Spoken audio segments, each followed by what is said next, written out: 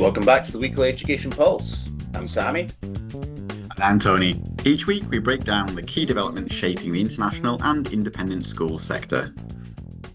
This week one conversation is dominating the sector more than any other: artificial intelligence, and what it means for how schools teach, what students learn, and how the classroom itself is changing. 3 out of our 5 stories this week sit directly in that conversation, each approaching it from a different angle. And we also have stories from Cambodia and India. Reminders that the sector keeps growing, even as pedagogical debate intensifies. So let's get into it. And we start this week in the Netherlands with a piece from Rotterdam International Secondary School that frames a question for the whole sector. If AI can do an increasingly share of cognitive work, what should schools be developing in students? The statistics are striking. Around 41% of people in the Netherlands believe AI could partially or completely carry out their job. The World Economic Forum forecasts that by 2030, only a third of work will be performed by human labour in its current form. This is not simply a story of displacement, because alongside that, the jobs that are changing, the ones that will be created, and the skills those jobs demand that are distinctly human. Creativity, resilience, analytical thinking, empathy, ethical decision making, these are not skills that can simply be automated. And their skills at international schools have a structural advantage in developing. Students who learn alongside peers from different cultures, languages, and backgrounds are practicing empathy and adaptability every day. That's not incidental. It is a genuine competitive asset for the students who experience it. The Rotterdam International Secondary School highlights several practical approaches, obviously programs that develop the ability to articulate ideas and navigate difference. Community projects track that build leadership and civil responsibility and entrepreneurship education, because AI can analyze information, but it cannot communicate a vision or negotiate with people.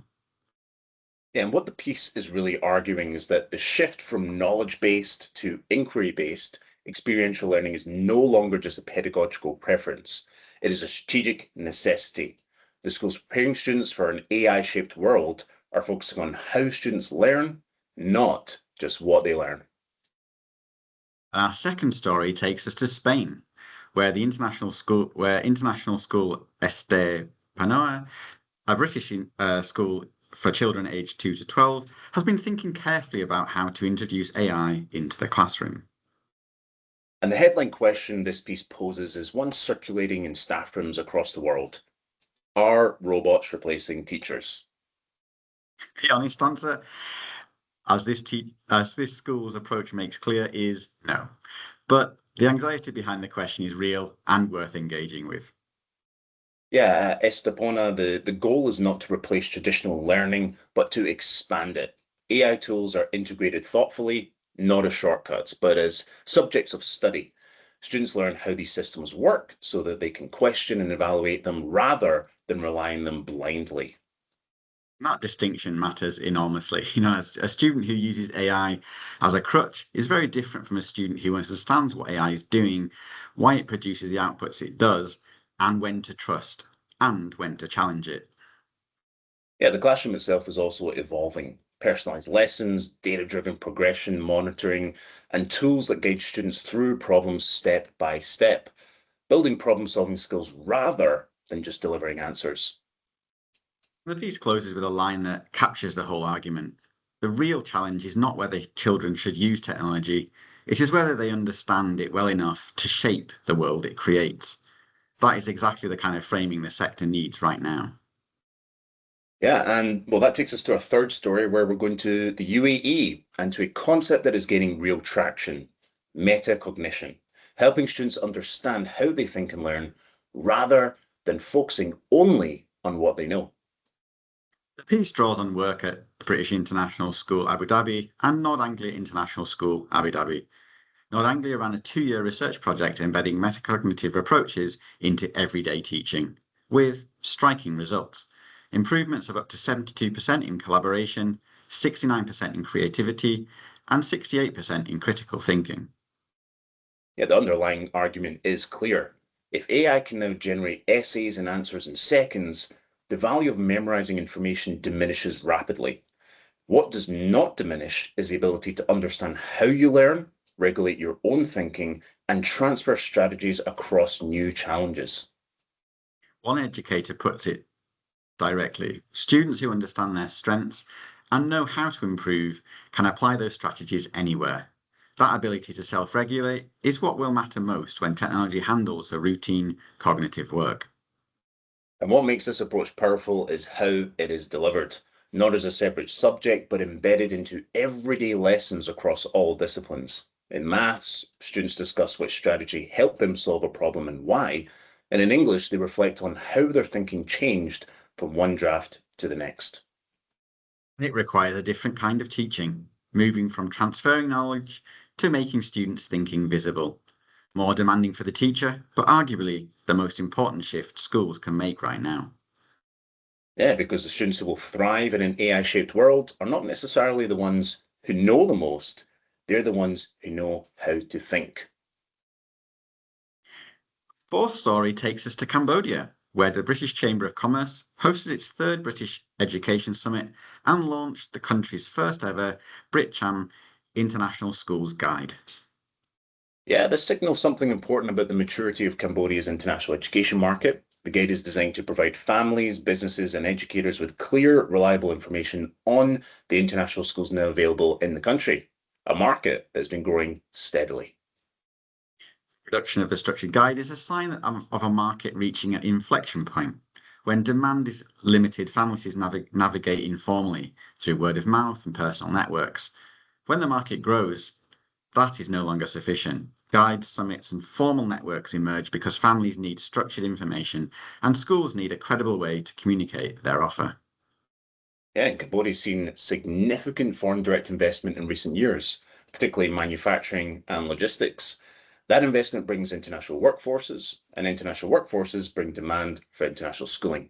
The pattern plays out consistently across the rest of Southeast Asia. Cambodia is not at the scale of Singapore or Thailand, but the direction of travel is clear, and this guide is a marker of the sector moving from informal to structured, which is always an important moment in a market's development. And for our final story, well, we're going to India, where a new international school project has moved a significant step forward in Amaravati, the planned capital of Andhra Pradesh. Stone Education Foundation has signed a lease agreement with the Andhra Pradesh Capital Region Development Authority for the development of Basil Woods International School on a 4-acre site with an investment of almost $5 million US. The school is planned to serve approximately 2,000 students from kindergarten through to class 12. Yeah, but the more interesting story is the context, because Amaravati is not building one international school, it's actively building an education ecosystem.